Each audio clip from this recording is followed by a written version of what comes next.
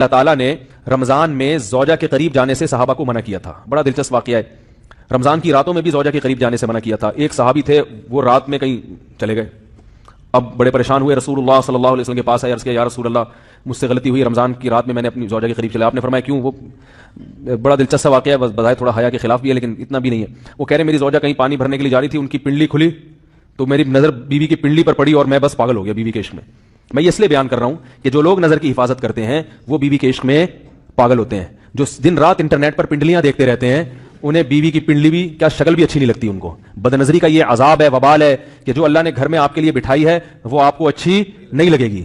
تو نظر کی حفاظت کیا کرو, اس سے آپ کو اپنی بیوی سے عشق ہوگا, محبت ہوگی. بات آ رہی ہے سمجھ میں؟ تو اب دیکھو کیسا روزے کی حالت ہے. رمضان میں پابندی ہے, اسلام میں حکم تھا جو رمضان میں بیوی سے بھی طریقہ 60 روزے لگاتار رکھنے پڑیں گے.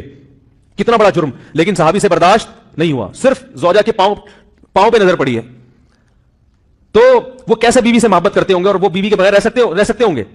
اور آج لوگوں کے فون آتے ہیں, ہماری بیگم جیسے میکے جاتی ہے اتنی خوشی ایسا اچھا سا فیل ہوتا ہے, ایسا عجیب سا محسوس ہو رہا ہوتا ہے جیسے آزاد ہو گئے.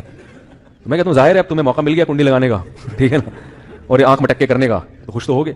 تو یہ بھی ایک عذاب ہے جو لبرل لوگ نے جس عذاب میں ڈالا ہوا ہے نا, اس میں عورت کے حقوق نہیں. عورت کے حقوق نظر کی حفاظت میں اور عورت کے پردہ کرنے میں ہے. جب مرد باہر نکلے گا سب پردے میں ہوں گی تو آئے گا کس کے پاس؟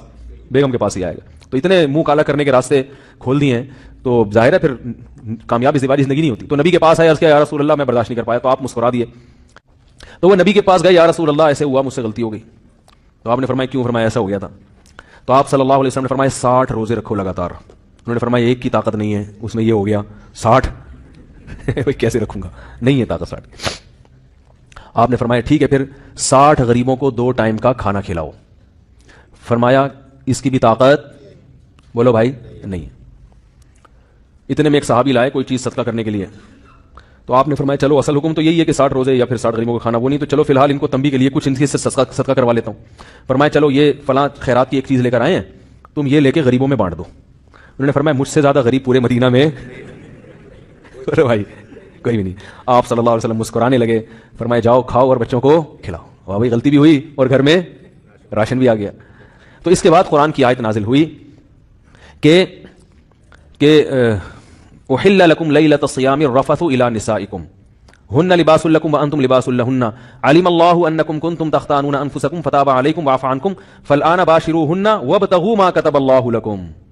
فرمایا اللہ کو پتا ہے کہ تم اس حکم پر عمل نہیں کر سکتے, لہٰذا رمضان کی راتوں میں تمہیں اپنی بیوی کے پاس جانے کی اجازت ہے, لہٰذا ان کے پاس جایا کرو اور اس اولاد کو تلاش کرو جو اللہ نے تمہارے مقدر میں لکھ دی ہے. قرآن جہاں بھی بیوی سے ریلیشن قائم کرنے کی بات کرتا ہے اولاد کا ذکر لازمی کرتا ہے, یعنی تلاش کرو اس اولاد کو جو اللہ نے تمہارے لیے لکھ دی ہے. ما کتب اللہ لکم, ما کتب اللہ علیکم نہیں ہے. علا کا مطلب تمہارے خلاف, لکم کا مطلب تمہارے فائدے کے لیے. لام عربی میں نفع کے لیے آتا ہے, علا عربی میں ضرر اور نقصان کے لیے آتا ہے. فرمایا یہ نہیں کہ اس اولاد کو تلاش کرو جو بطور پینلٹی کے اللہ نے تمہارے متھے لگا دی ہے, جو اللہ نے تمہارے فائدے کے لیے لکھ دی ہے. اس سے پتہ چلتا ہے اسلام اولاد کی کثرت پہ کس قدر حریص ہے. بات آ رہی ہے اور بھی اس بارے میں آیتیں ہیں قرآن مجید کی, مگر میں اب زیادہ تفصیل میں نہیں جاؤں گا.